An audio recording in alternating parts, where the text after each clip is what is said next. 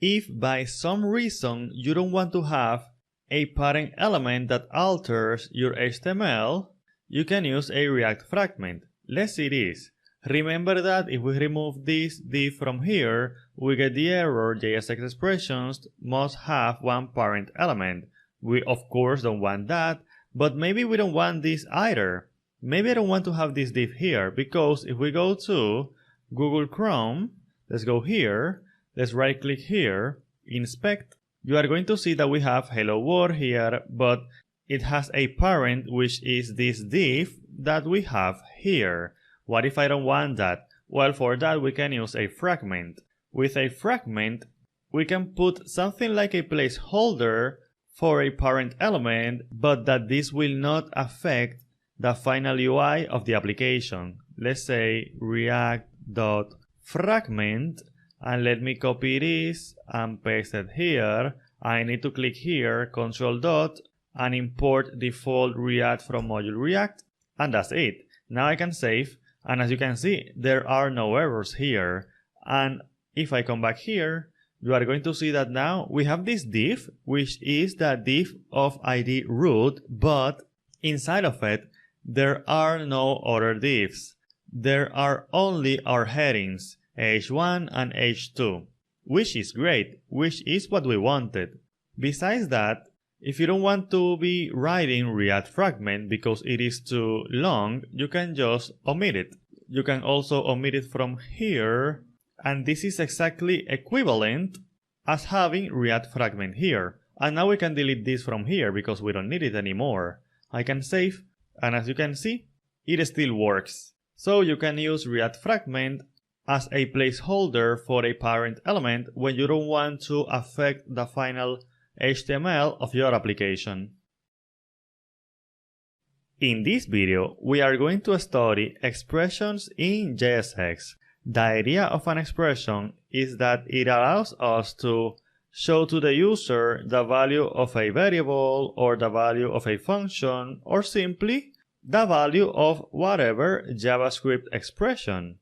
So let's do that. But first I want to create a new component because I want to do that example in there. So let's go to the Explorer and I will right click on src, new file, and I will say expressions.tsx, enter. Let me minimize the Explorer and let's say export default function expressions. Now I will return parentheses and I will put a fragment as the parent of this component. I like to always do this because that way I don't get distracted by some error that says that I have more than one parent element in JSX. So if I don't need it, I just delete it, but by default I just put it. So what are we going to do? I want to say h1, I want some UI, expressions example, and what I want to do is to have a subtext, but that subtext is going to be a variable. Maybe that subtext comes from a web API or something like that. So I will say const subtext equal to this is my subtext, semicolon here. And how do I put this variable in here so that the user gets displayed the value of the variable, or the constant in this case? For that I have to use curly brackets. With curly brackets we can use expressions in JSX. So all I have to do is say subtext and that's it. Now I am ready to test this on Google Chrome. First let me save, then I want to go to the Explorer. Let's go to index.tsx and I want to change this from simple to expressions, and I want to import expressions here. So expressions from expressions. Now semicolon here, let me Control S this so that I can go back to Google Chrome. And now as you can see, and let me close this, we have this is a subtext here. And the good thing about having an expression is that we can apply transformations to it. For example, let's say that I want this in all caps. We can do that. Let's go back here. Let's go to expressions. And in here I will say to uppercase and I'll press Ctrl S, and I'll go back here, and I'll refresh, and here as you can see, we have this is my subtext, but everything is capitalized. We can use expressions also as attributes of an HTML element. For example, let's say that I want to have an image. Let's put an image here, img. Let me close this. And I will say here alt React logo. And I want to have the React logo. So src, and here I can put the React logo. But what if the React logo is on a constant here? Let's say here React logo URL equal to, and I will go to Google. Let's go to Google, React logo, enter, images. I will choose this one, right click here, copy image address. Let's go back here and let me paste this, and here we have the logo. Now, how do I put this in here? Well, for that I have to use a JSX expression. I actually have to delete the quotes because I have to put it this way. Now I have to say React logo URL, and I can save, and I can go back to Google Chrome. Let's go back to our tab, and here as you can see we have the React logo. A little bit big, but this is fine.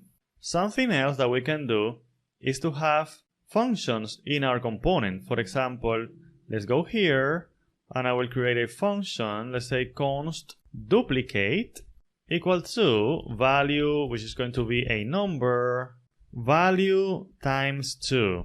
And then I can put an h3 here, and I can say that double of 3 is equal to, and I can put an expression here and use my duplicate function so that I can solve this mathematical problem. I can say 3 here, and I can save, and now I can go back here, and as you can see we have the double of 3 is equal to 6. Now this is all good and great, but this is too static. What if we want to have dynamic content in our component? We will see that next. I want to add a checkbox to our component so that if I click on it, then we're going to change this message that we have here. So let's do that. Let's go back to Visual Studio Code. I want to create a new component, so right click on src, new file, events.tsx. I'm always creating a new component for each example so that you can have access to the source code of every single example in GitHub. So let me say export default events, and also this should be function, and also this allows us to practice creating components. So let's say here return a fragment here, and let's get to work. I will copy this implementation because it's mostly the same, but here I will say events example, and now I want to change this variable whenever I click on a checkbox. But first, then we have to learn how to respond to an event. An event refers to an action that is going to get executed when the user does something, or in general, when something happens. For example, if I click on a button, if I write on a text box, or if a set interval elapses, those are examples of events. So let's create a checkbox. Let me put a checkbox here. I will say input type checkbox, and now I will say on change here, and I'll put an expression here, and let me close this. This on change is the event that we wish to respond to. We wish that when the value of the checkbox changes, we want to execute this expression that we have here. And what can we put here? A function. For example, I can put an anonymous function like this, and here I can do whatever I want.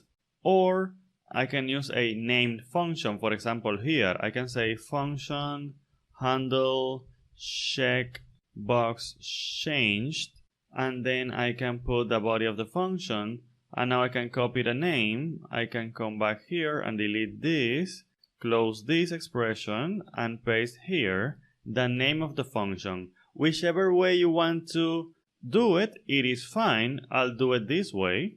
Now I want to put an alert here. My value was changed. And now let's go to index and let's copy this because I want to import events, and events here. Now I can save and I can go back to Google Chrome. And now we have this checkbox and you are not allowed to see. If I click on it, we have my value was changed. Excellent. It means that we are indeed being able to respond to an event. Now, of course, we are not changing this UI here because that is something that we're going to change in the next video. Right now, I just want us to practice a little bit more with other events. For example, I want to change this to a div and this to a div so that this always shows in a different line, as you can see here. Now, let's put a button here. I want to use a div here and also put this in another level. Now a div here, and I want to use a button like this. Click me, and in here I will use on click. Now I want to do an anonymous function here, and I can say something like alert, I have been clicked. As you can see, it is the same way. It is the same logic to respond to an event of a button, just the same as an input type checkbox. Let me save, and let's go back here, and I can click on the button, and as you can see, I have been clicked here. So we have two events now, the one from the checkbox and the one from the button. We can have yet another event, for example, for a text box. Let me create a text box here, input type text, and I want to have an event, let's say on key up, which means that when the user has pressed the key and lift the finger from the key. Now, something that we can do is that we can use this parameter from the event. This parameter allows me to access information about the event. For example, I can access which key was pressed. Let's see that. I will say E here, and I will say handle key up, and I will pass that E because I want to create a function up here. I want to say function handle key up E, and now as you can see we have this error here because we shouldn't use any, or at least we should avoid it if we can. So what we can do is that I can come back here and I can hover over this E, and as you can see we have that the data type of the E variable is React Keyboard Event HTML input element. So let's put that here. I will say colon React Keyboard Event HTML input element. And now the error went away. And now I can say console log e dot current target dot, I can use value here, and I can save, and that will give me the value that is written on the text box. Let's see that. Let's go back here, and I can say F12. I can go to console, I can clean this up, and I can write something like Felipe here. And as you can see, we have Felipe in the console. I can write my last name also, and we have Felipe Gavilan here. So as you can see, we can use events to respond to user actions. Now, let's go back to the initial task that we had in the previous video. I want to click on here, and I want to change this UI that we have here. Let's go back to Visual Studio Code.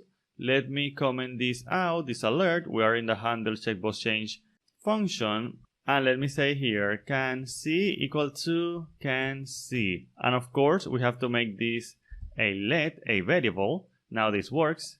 Now, what are we doing here? We're changing the value of the boolean. If the boolean is equal to false, then the negation of false is true, then can C will be true. And if can C is true, then the negation of true is false, and therefore can C will be false. Let me put the semicolon here. and I will save. And now let's go back here, and I will refresh, and I will click on here, and you are going to see that nothing is happening. This is not getting updated. We are supposed to get an update on the UI because we have this ternary operator here that says that if can see is true, then we're going to see you are seeing the secret, and if can see is false, then we're going to see you are not allowed to see. What is going on? Well, we need to talk about the states in order to be able to update the UI. We were complaining in the previous video that our components are very static. They only show one thing and that's it. We want to add some dynamic elements to it. For that, we're going to study conditionals. With conditionals, we will be able to display something on the UI depending on the value of a boolean. Let's see that. I will create a new component. Let's go to src, right click, new file. I'll say conditionals.tsx, enter. And let's create our new component, export default function conditionals. I will return parentheses, and in here I will use a fragment, and let's get to work. I will say here conditionals example, and now what do I want to do? I want to have a variable, let's say const can see equal to true, in which we are going to put that the user can see or can't see something. So let's go down here, and I will do the following. I will say expression can see, and I will use the ternary operator. So if can see is true, then I want to show something. I will put here a div. Let me put a div here, and I will see you are seeing the secret. And let me put here a column here so that if can see is equal to false, then we're going to evaluate this expression that we're going to have here. And here we can put, for example, an span, and I am going to say you are not allowed to see. And let me put this in another line so that it is easier to see. We can put it like this. Yeah, this is fine. So let me save, and let's go to index.html because I want to import our new component. So import conditionals from conditionals, and now I will put conditionals here. I will save, and I will go to Google Chrome. And as you can see, we have you are seeing the secret. But if we go back here and go to conditionals, and let's put false here, I will save, and I will go back here. And now it says you are not allowed to see. So this is okay.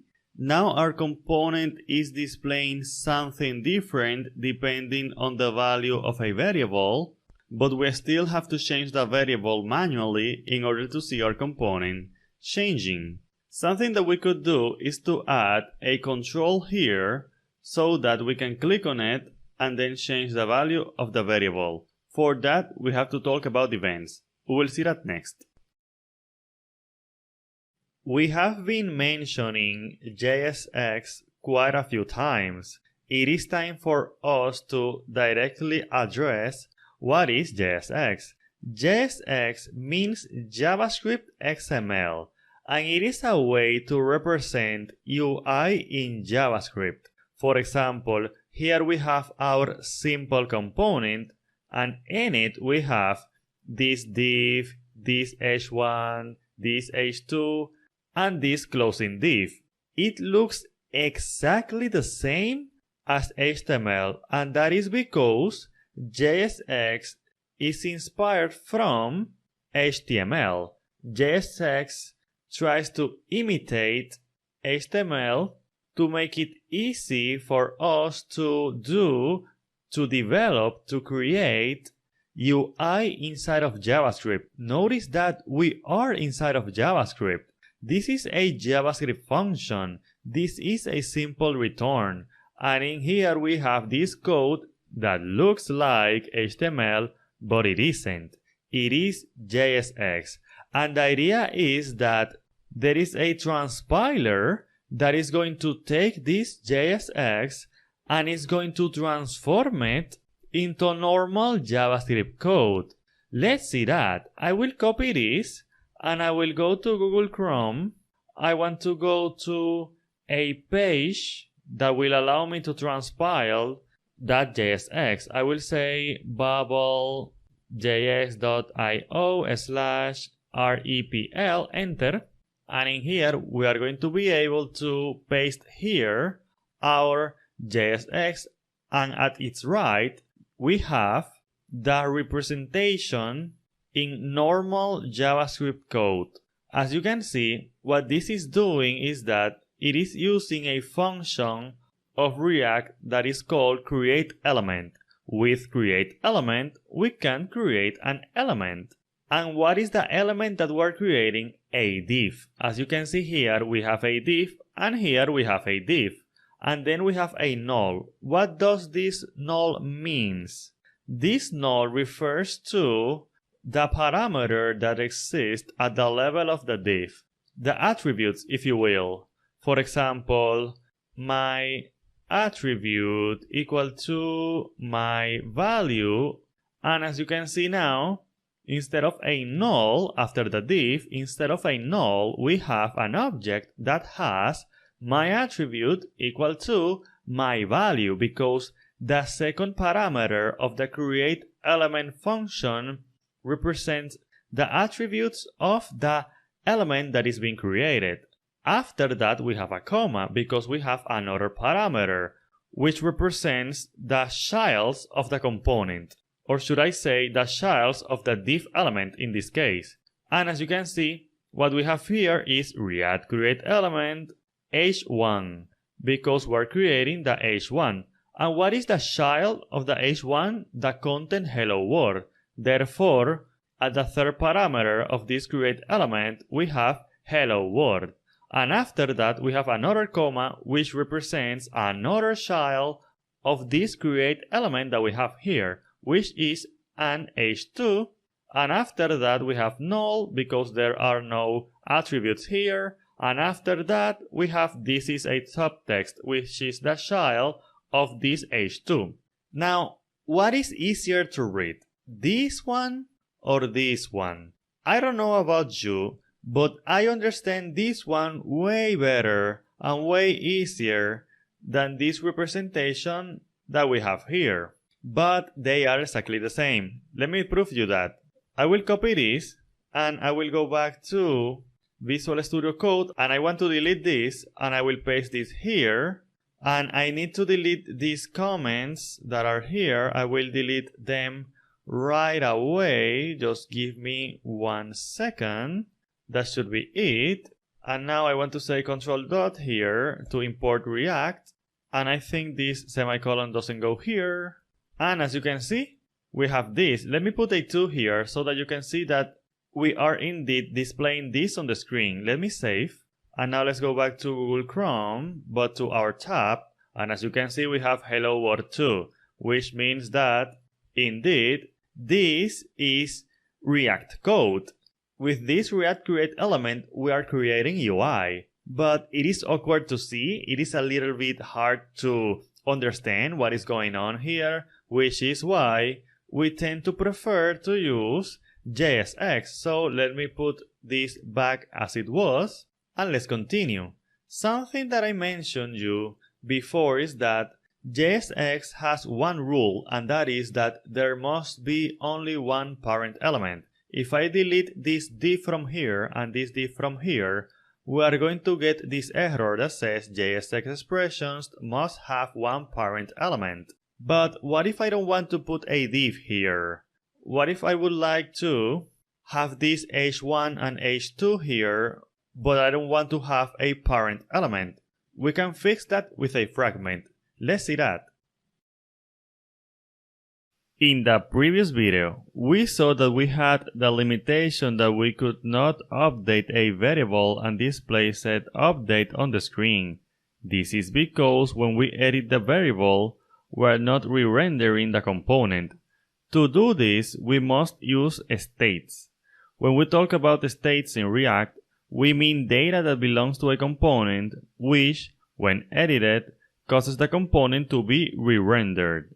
Thus, if we make a variable part of the state of a component, when updating said variable, then we can re-render the component. How can we use states in React? One way is using the useState React hook. But first, what is a React hook? According to the official documentation, React hooks are a new feature in React 16.8, which allows you to use state and other React features without using classes. In the past, it was necessary to use class components to use state. Now, with React hooks, that's not the case anymore. React hooks were developed to allow us to create React applications using basically only functional components. This is not to say that there is something wrong with class components. However, React hooks allows you to work more comfortably with features like state. The first React hook that we're going to see is useState. With useState, we can work with states in functional components. The idea is that we're going to have a variable, which is called a state variable, and a function through which we're going to be able to update the state. It is very important that you only update the state through this function and not that you make the change directly on the variable. We can use useState as follows. Const name set name useState, where name is the state, set name is the function through which we can update the state, and the parameter that we pass to useState is the initial value of the state. That is, the initial value of the name variable. Notice that we're using destructuring, because useState returns an array of 2 elements, and we are destructuring the array in the variables name and setName. To update the name variable, we use the setName function as follows. setName Felipe.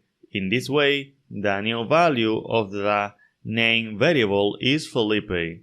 Now that we have made a change in the component state, the component is going to be rendered again, and we can visualize the change in the state reflected in the UI. One question you may have is, when should we use states? That is, we know that we can have variables at the component level. When should these variables become state variables? Well, when you want that, with the change of the variables, you want to update the UI. So you want the UI updated when the variables change. In that case, those variables should be state variables, and you should use useState with those variables. A component can have as many state variables as you want, and this can be of any data type that you want. They don't have to be strings. For example, here we have const name set name useState, and also const age set age useState 0. This is a number, and const online set online useState false, and this is a boolean. Here, as you can see, we have 3 state variables, and there is no problem with this. However, it is important to note that a rule of React hooks is that you cannot condition them. You must always use them without a conditional. For example, the following is not allowed. If condition, then you use the useState. You cannot use a hook conditionally. Either you use it or you don't use it. But it cannot be inside of an if statement. useState is not the only React hook that exists. There are others which we will see later. Let's use the useState React hook in our React application.